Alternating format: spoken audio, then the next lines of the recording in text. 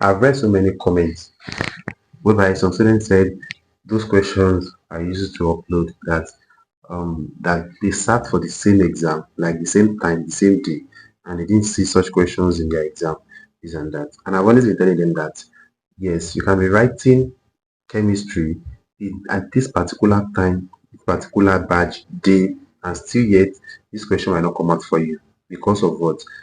JAMB has series of paper type. They have paper type A, B, C, and a lot of paper types. So you guys are writing different questions, but there will be a mix up. Like they will mix some questions for some people in the same batch, but you might not know whom the person is. Now look at the picture I attached to this video. Yeah, this particular student, you might read this message in this video. So this is going to show you that the questions I come here to solve to teach you guys, for you guys to add it up to whatever you are reading. So these questions, they are legit. So they are coming from a trusted source. Like they are coming from a student or a friend or somebody which is a friend to my student, or like students generally writing JAMB. So as you can see, now look at the question shown on your screen again, and then I'll be attempting the question now. So she said the question is basically for day 3:11 a.m. If you read the chat, you will see there that it stated it there that her friend told her yesterday. So and yesterday was Saturday, whereby today is Sunday. Okay. Now let's attempt these questions showing on your screen right away. The question one says that find the pH of potential pH. Some people call it power of hydrogen, while some students call it potential of hydrogen. It depends on whatever you are calling it. Power of hydrogen, potential of hydrogen. So find the pH of 0.25 mole per dm cube H2SO4 solution. Sorry, HCl rather. HCl solution. Now, working around this pH is that whenever you want to do pH, you firstly write HCl solution, which is in aqueous form. We dissociate it to be having H plus with what Cl minus. So if this one is giving you 0.25 mole per molarity, or you call it mole per dm cube, is the same thing and is equivalent to 0.25 molarity, also generated by 0.25 molarity. Yes. But what about if it is H2SO4? In case, if it is H2SO4, which is in aqueous state, so if you dissociate this one, then it's going to give you 2H plus with SO4 2 minus. This is what it's going to give you. So in this case, instead of it to write ordinary 0.25 here, you have to multiply by 2. So and that will give you something like 0.50.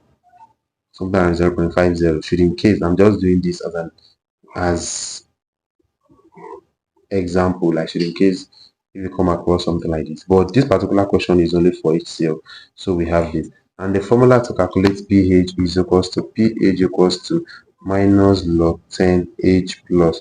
That means the H plus means concentration of the hydrogen here, which is this. So that's going to be that pH equals to minus log 10 is 0.25.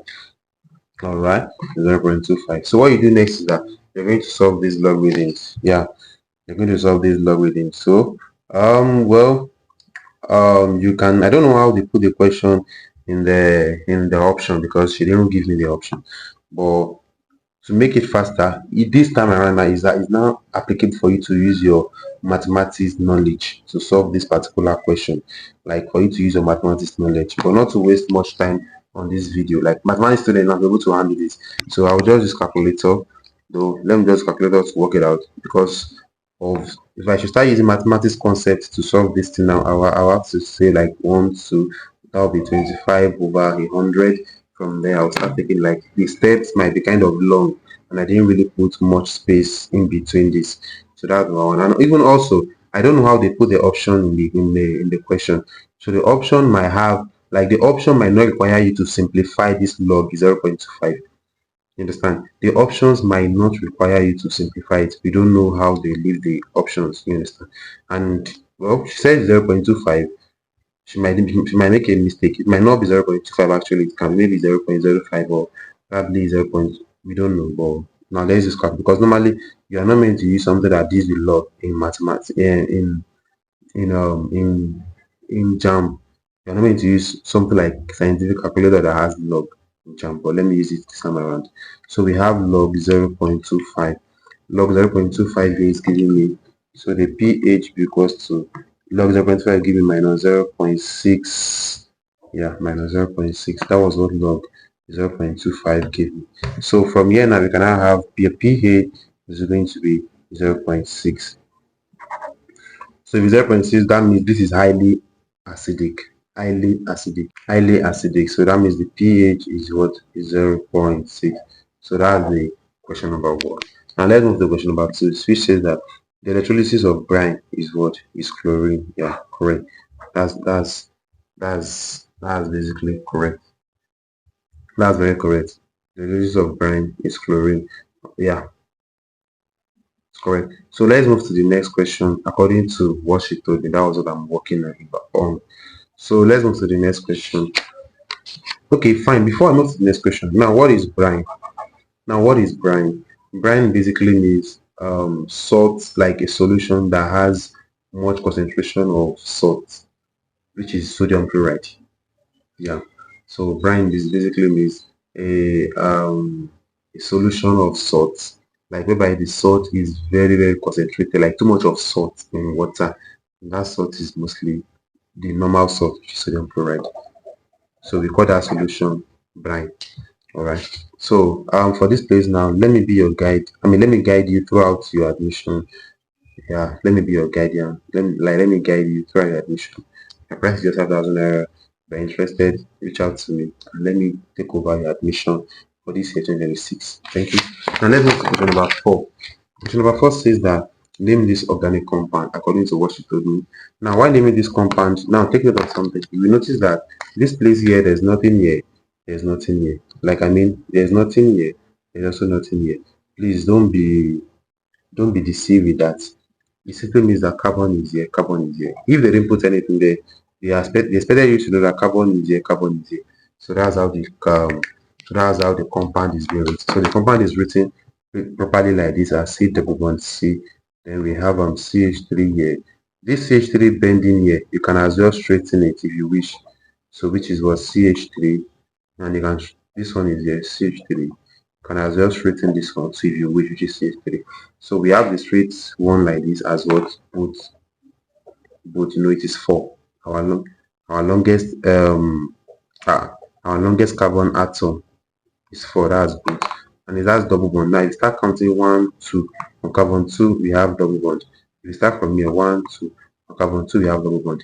That is on carbon 2, we have both 2. And what do we have in?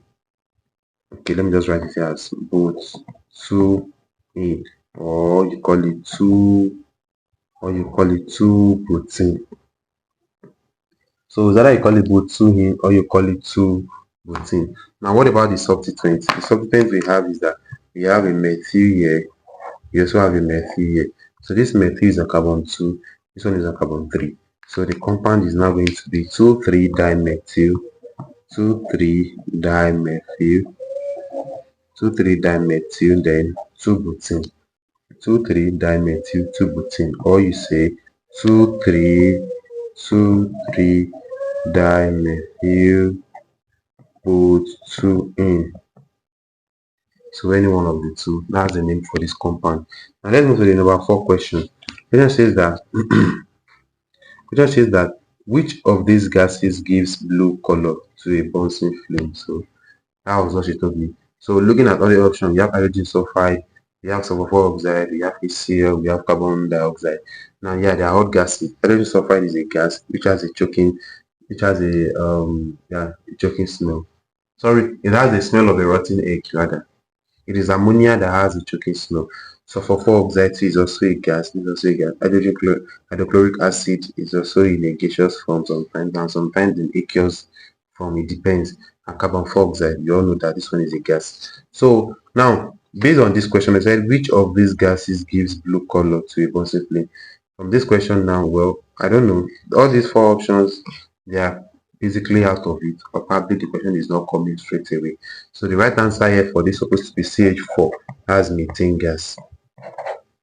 The right answer is supposed to be CH4, that is methane gas. So maybe the question is not coming the way it should be, the way it should be. I don't know why, but the right answer is supposed to be methane. So that is all what I have for you. Please share this video to other students, let other students see it and learn one or two from it. If you have done your JAMB, how was it? Is it something you have? Is it something you worked for? Like, is it something you aim rather? Yeah. Are you satisfied with it? Do you need cancellation? Do you want me to come in? Do you want me to counsel you? Do you want me to guide you? So reach out to me if you want me to guide you throughout your admission so that you won't waste this year. Thank you so much. See you in my next video. Bye.